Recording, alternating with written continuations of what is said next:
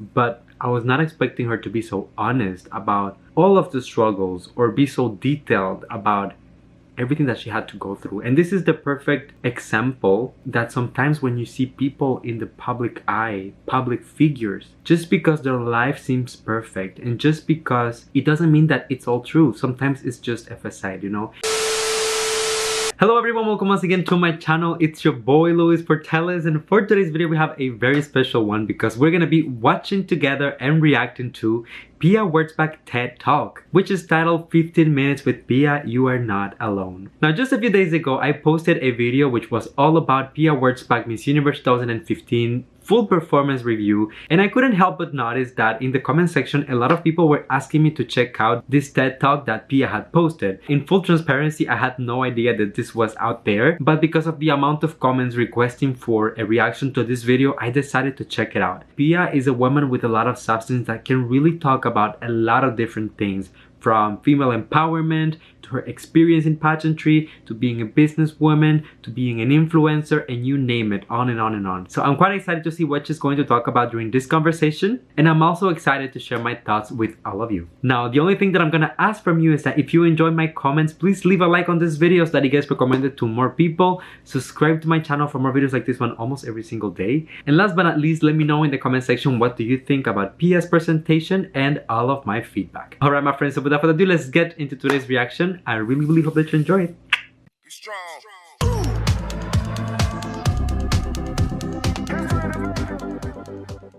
I always told myself that if I ever get the honor of doing a TED Talk, I would start it off like this.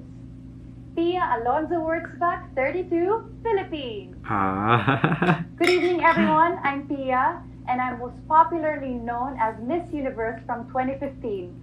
That year, where the very iconic and controversial of announcing the wrong winner, Miss Colombia, first. It's still a crazy memory even after all these years.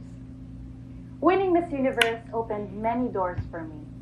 I am currently a UNAIDS Goodwill Ambassador for Asia and the Pacific. I support local and international organizations helping people living with HIV. I'm an advocate for women's health, women's rights, mental health, and I'm also a WWF Philippines ambassador. Okay, quick pause right there. I don't want to, stop too often, but I do want to say that I love the intro, the way that she opened the conversation just by having a little reference to her pageant days. And I want to go back to a point that I made during my review video to her full performance around Miss Universe. And it was that Pia has been able to do so much with her platform before, during, and after her reign, and I feel like this is proof of that. Just look at everything that she has done and all of the titles and roles that she just mentioned in this introduction. Not only that, but also I think that regardless of how long it's been since her reign, she's one of the Miss Universe winners that has been able to stay the most relevant. This video has reached, as of right now, 1 million views in the span of 2 weeks. I think that's a huge achievement, and it speaks volumes about her influence. So aside from that, I'm also an actress. I endorse multiple brands. I host the list is not over. Podcasts and other events. It sounds like the dream life, doesn't it? It is. Girl joins a beauty pageant, wins it, almost didn't, and moves on with her life doing amazing things. Yeah. But seriously now, I tell you this, the struggle was so real. Behind that night, the crown, the gowns, the smiles, and all the success, it masked the troubles that was happening in here and in here. Okay.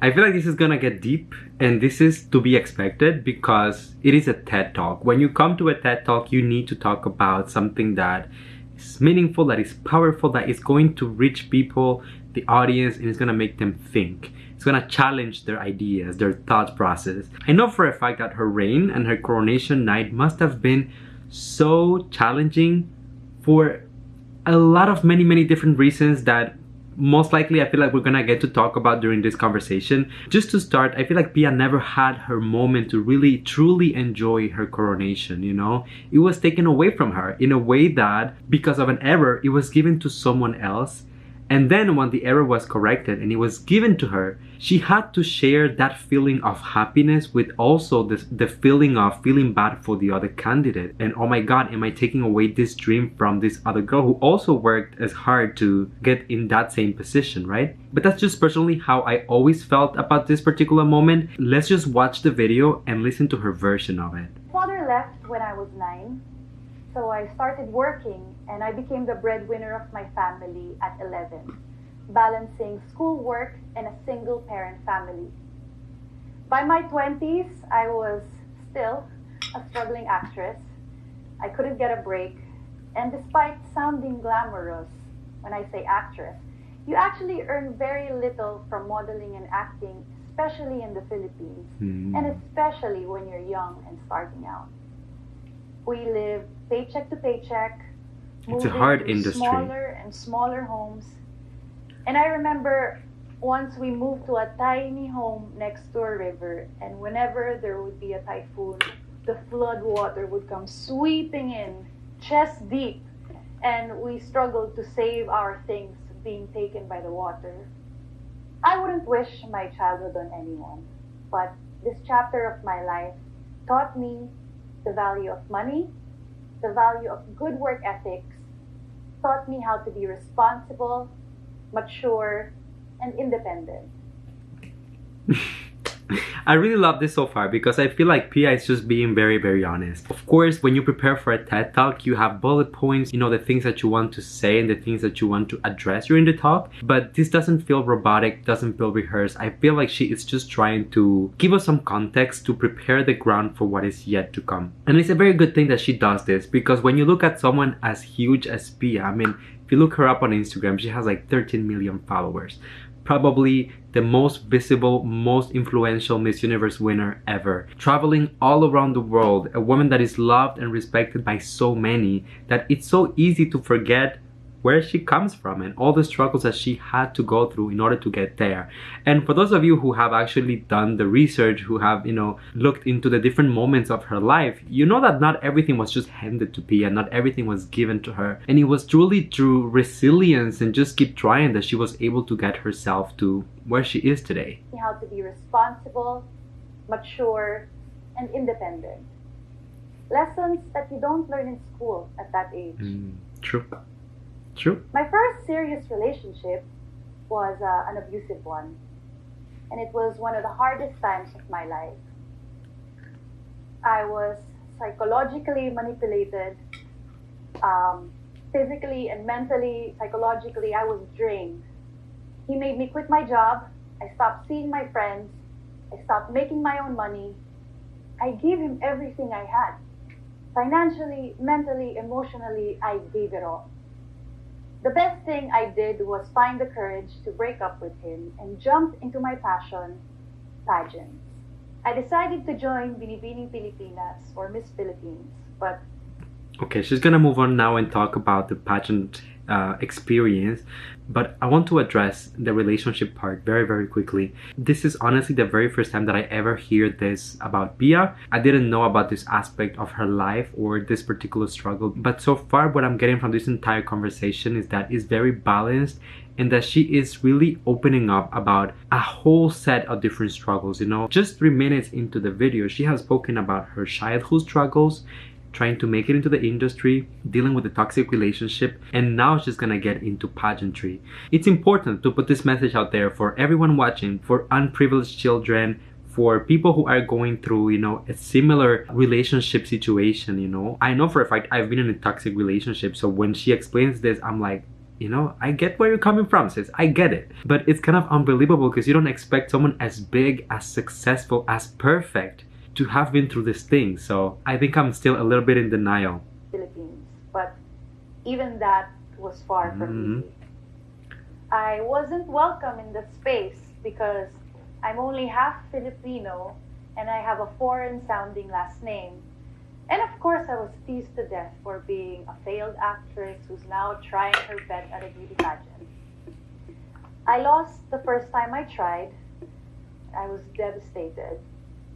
So I joined again the next year, and I lost that too. I had no money. I was sleeping in friends' houses. I was borrowing money. And I even slept in my car with my dog when I had no home of my own. But I never stopped fighting for my dream. Mm. The third That's year the I key. competed, people thought I was crazy for even trying again because nobody joins for 3 times. But third time's a charm indeed, and I was lucky. The stars finally aligned and I got it. I won the top prize and all of the hard work paid off, and I finally earned my ticket to represent the Philippines at Miss Universe. I think it's crazy, honestly, to think that Pia joined Binibining Pilipinas 3 times. As she was saying herself, people thought that she was insane for trying one more time and one more time and one more time. I mean, already when you lose once, it's very hard, not only for your ego, but your reputation, the way that people see you and perceive you, your supporters. You feel like you let everyone down. Then suddenly you decide to go for a second time just to have the same history repeat itself once again. And even there at that point, you still have the energy and the courage to go back and try once again. I don't know, I feel like a lot of people's pride gets in the way of their dreams. And at some point, they're like, you know what, I already tried once, I tried twice. I cannot put myself in this position once again because what are others going to think of you? But the thing is, like, other people are not in your shoes. They are not the ones fighting for your dream and trying to achieve the things that you want to achieve in life. So I feel like if perhaps more people had Pia's mentality, they will keep trying to achieve their dreams in life regardless of, how many times they fail. It doesn't matter. If you fail 100 times but you get it right once, if you win once, then that's it. That is the ticket that you were looking for. That is the opportunity. I also empathize with what she said about being judged, because she is only half Filipina and like the German last name, being teased for a lot of the things. These are things that we still talk about nowadays in the pageant community. I feel like for a lot of people, and I'm not just talking about the Philippines, I'm talking about pageants in general, there's still that part of like, well, are you pure enough? Like, is your blood enough of a percentage for you to represent an entire country? At some point, what does it matter? But I see where she's coming from. And although things are getting slowly but surely better in pageantry, this is a real struggle up to this day. That chapter of my life taught me the value of perseverance, determination, being tenacious, unshakable, and tough. Mm. When I competed at Miss Universe, I felt the weight of the country on my shoulders. It was 42 years since the Philippines won again before 42. I did. And pageants are the closest thing that we have to a national sport. Despite the dramatic night, winning was one of the most rewarding experiences I've ever had. My homecoming parade alone was 6 hours long along the major roads of Metro Manila. Wow. With around 1.4 million people in attendance. Whoa, that's incredible. If I ran for president that day, maybe I could have won. Charot. I felt like I was on top of the world. Mm-hmm. Now, I wish I could tell you that this part was the switch of my fate and fortune, where things turned for the better and it was all plain sailing from there. As most people would expect. Maybe it was to many people who saw me. Yeah. And who saw my journey. From the outside, it looked like the perfect fairy tale ending to a lifelong struggle of family breaking apart, financial struggles, and dreams being pushed away. Yeah, maybe from afar it did look perfect, but the reality was far from it. I really like that she talks about the pressure. And I feel like this conversation is gonna go a little bit towards mental health at this point, but I like how she's approaching it and where she's going with it. I became a pageant fan during Rabia's reign. So I started following the entire, Miss Universe phenomenon, doing my pageant videos because of Rabia. She inspired me to just get into that. I just loved it way too much.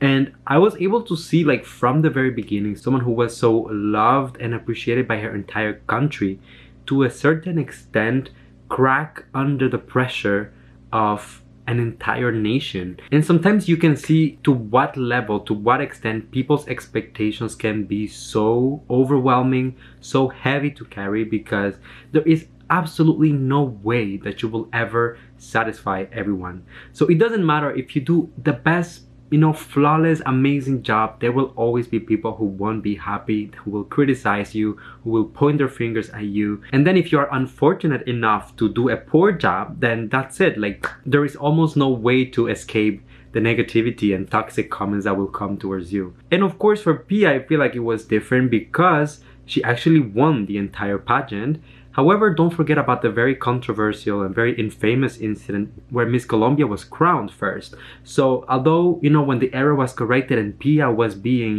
celebrated and applauded and everyone was like so happy about it, you also have an entire nation of people who are really, really upset because their queen was just humiliated on national television. And this had absolutely nothing to do with Pia. This is really outside of her control, but she was the one paying the price for the organization's or the host's error. So it's very interesting to see how simultaneously someone can be going through such a high moment, where you're being praised and loved by so many, while at the same time being dragged down and criticized, vilified by so many other people. What people saw after my reign was a Cinderella story and a happy ending, but I was struggling even more inside. What happens is, when you win Miss Universe, you're usually given a psychiatrist because you need that. When your life is suddenly changed overnight, you need help. Especially for me, with thousands of people sending me death threats. It was during those sessions that I'm not surprised. was diagnosed with generalized anxiety disorder and major depression. All of the pain and the suffering I endured all my life caught up to me and manifested itself in an ugly, self-destructive way. Wow. You'd think that the crown and the title would be the bandage to all of that. You'd think that it would be enough to make sense of all the pain and the rejection, but it didn't. I never really faced or acknowledged that I was sad. Because when you're struggling to make ends meet, you don't think about yourself anymore. There's no time to think about how you feel. When your family is dependent on you, there's no time to think about you. And when the whole country is looking at you, there's no time to worry about your personal interests. There's no time to think about your mental health. There you go. We are going towards mental health conversation, which is, I'm getting the chills. This is so important in the world of pageantry because we've seen it over and over and over again. The extent of toxic comments, of negativity, and just hateful people that these women have to put up with. And let's not forget that it looks easier said than done to just say, look for help or do this or do that. But it's a very good point, the one that she's making here, in stating that it's not just about you and about how you feel and your mental health, but you also have to think about the implications for people around you.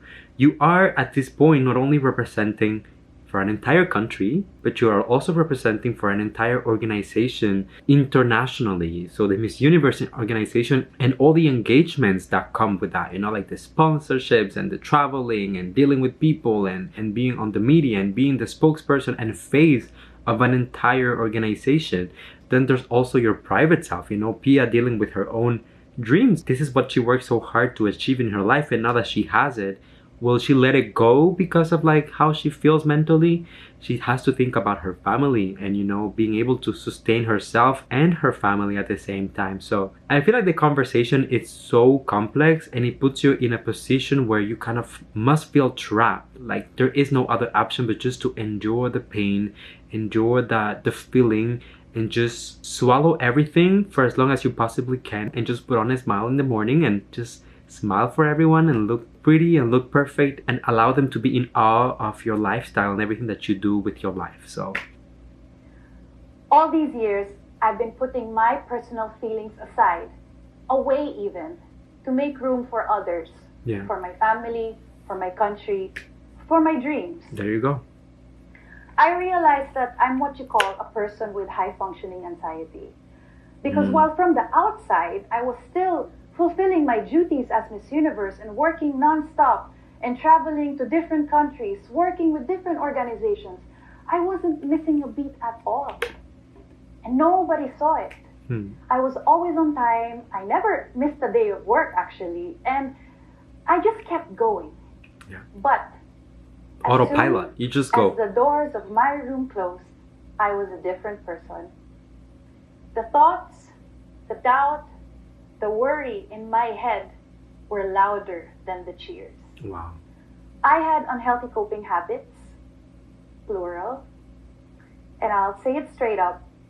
I became anorexic and I was self-harming.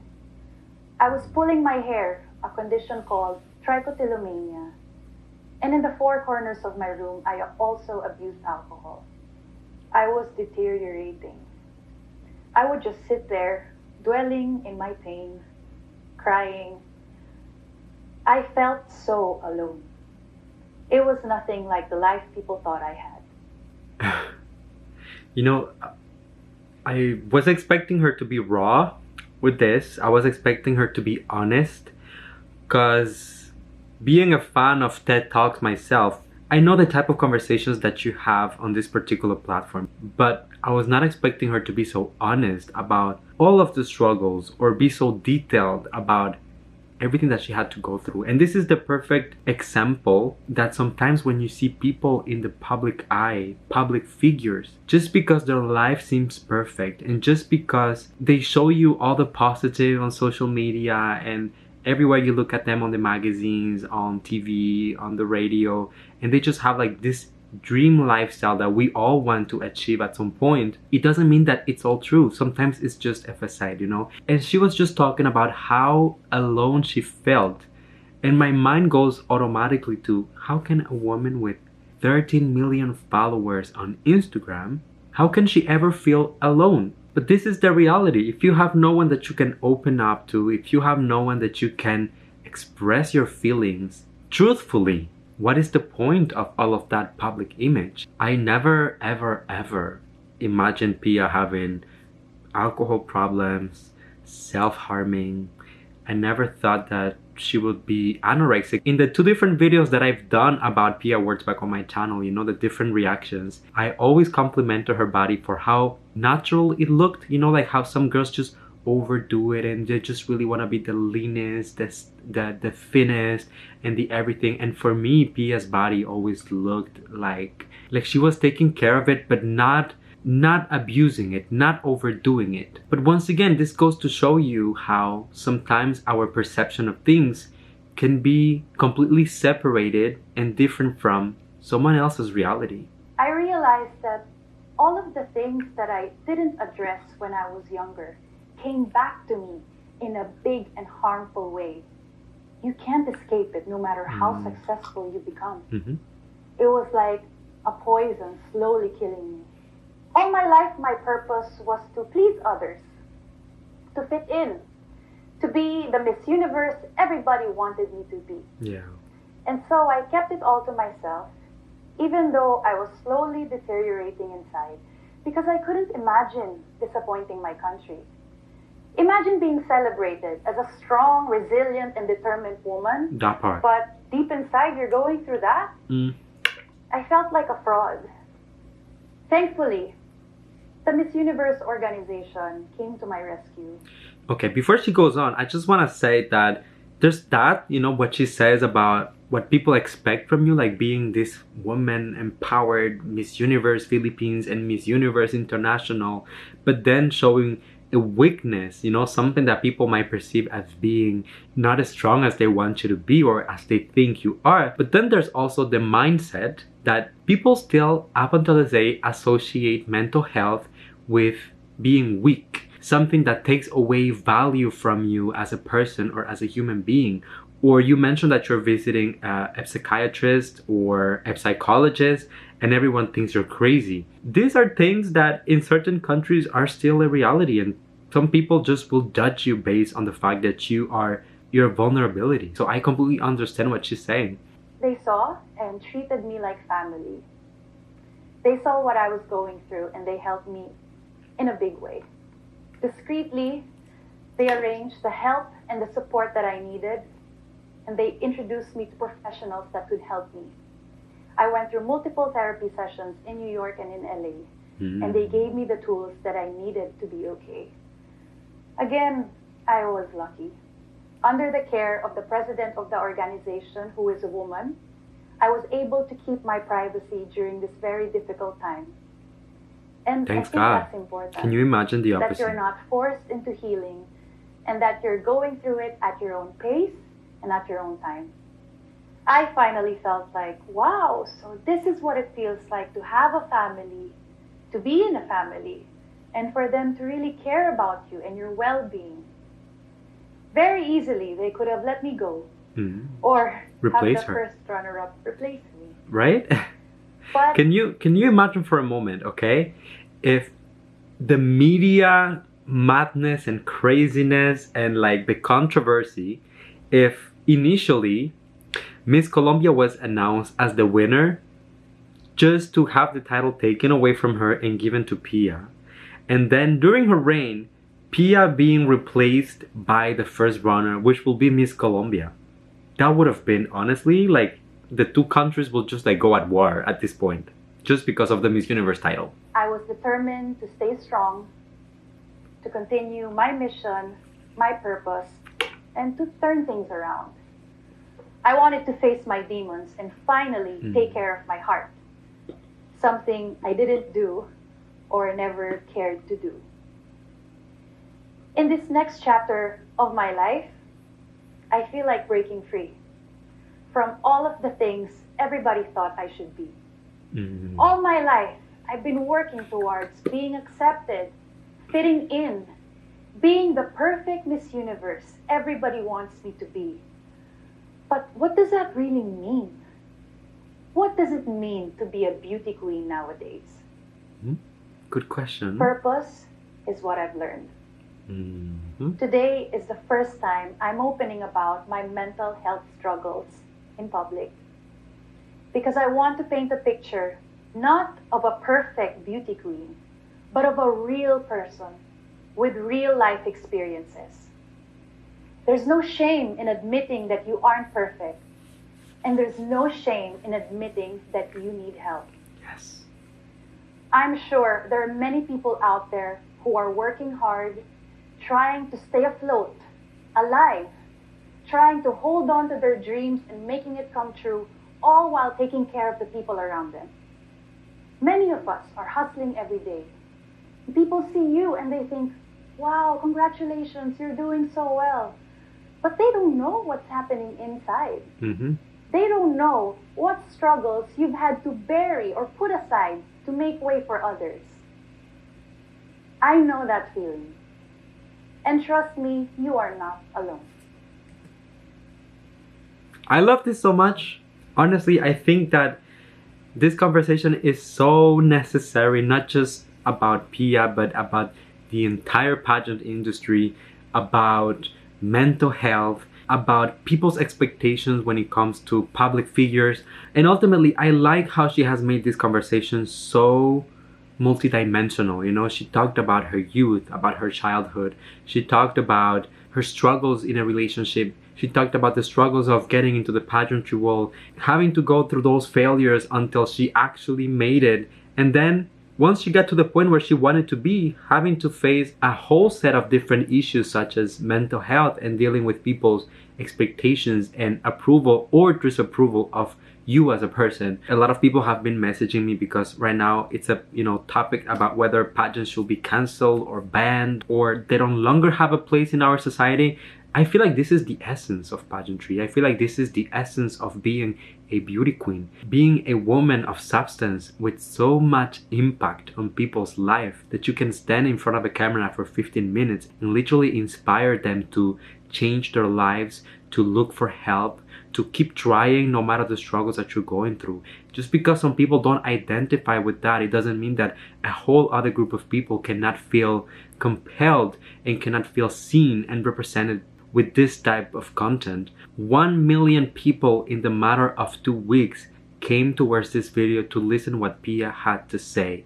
If you tell me that beauty queens don't have a platform, that beauty queens don't have a voice, and that the general audience does not care, then what other proof than this do you need? Of course, not every beauty queen is going to be a Pia or a Catriona or a Sasbini, but the message is that there is still a reason why pageants exist, and there is still a reason why we as a pageant community decide to celebrate these women. I'm so proud of her. I'm so proud of her. That's all I'm gonna say. There is a pressure to fit in, to be the best, and prove why you deserve to be there. Mm-hmm. And that feeling is all real and valid. Today, there are only around 800 registered psychiatrists in the Philippines. 800. They're like 100 million for a people. Population of almost 110 million. Wow. I think we can all agree that this is a problem. That's gotta be a joke. I was lucky that I had a family that took me in and let me go through my healing process without the unnecessary drama and publicity. But not everyone is as lucky and as privileged as me. And this is where I step in and use my voice and use this platform to shed light on this and to normalize these conversations. We need to erase the stigma that somebody who's going through a mental health issue is seen as crazy or overacting. Right? And that high-functioning individuals like me, who look like they got their life figured out, who look like they're okay on the outside, could also be going through something inside that they're too afraid to share because they don't want to let you down or they don't want to disappoint. Whoever you are and whatever you've been through, you are not alone. Talking about your struggles is okay. I'm proud and happy that I can finally talk to you about mine. December 20, 2015 was the night that changed my life. My final question at Miss Universe was, why should you be the next Miss Universe? Mm-hmm. To which I answered, to be a Miss Universe is both an honor and a responsibility. Mm-hmm. If I become Miss Universe, I will use my voice to influence the youth, and I would raise awareness to certain causes like HIV awareness that is timely and relevant to my country, which is the Philippines. Yes. I want to show the world, the universe rather, that I am confidently beautiful with a heart. Tonight, December 2, 2021, almost 6 years after that night, I want to reflect on this question. How do you show the world, or the universe rather, that you are confidently beautiful with a heart?